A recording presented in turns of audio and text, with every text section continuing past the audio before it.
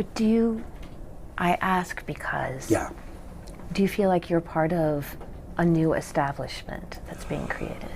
I don't think I'm part of a new establishment. I think it would be pretty difficult to look at these podcasts. I know it's a popular thing right now, especially in certain media circles, to say that after running an incredibly unpopular candidate who was introduced very late in the race because an elderly man who could not be the president, who everyone told was functioning as the president for 4 years, decided to, this wind is wild, huh? Yeah. See? But this was a very specific circumstance in which Kamala Harris ran for the presidency. Yeah. She was somewhat unpopular, and she was not a star in Democratic politics before this at all. And her communication strategy was pretty weak. I think most people have admitted that.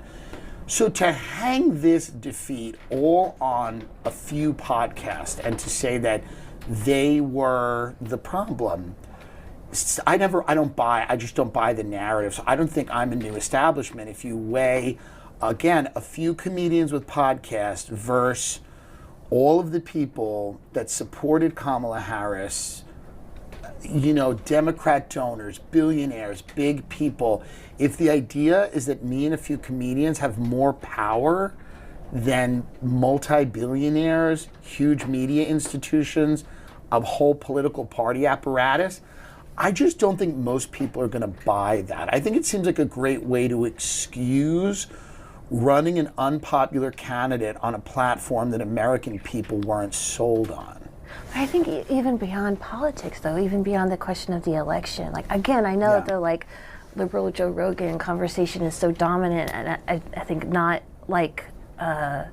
nuanced enough, but there is power in a massive audience. There's absolutely power in a massive audience, but if you're saying that power is equal to the CIA or all of these other people that have been very critical of President Trump, right? Yeah. So the idea that the power that Theo Von has would be equal to the intelligence agencies or these massive legacy media institutions seems crazy. But you got way more audience than when you're saying we don't have power, we're not the CIA. Well, there's some gradations between that, and also I'm sure there's Well, just you use the word establishment. Yeah. I didn't say that we didn't have any power or that audiences weren't powerful. But when you use the term establishment, I think that's more than just having an audience. That's having an institutional component that I don't think we have. But I think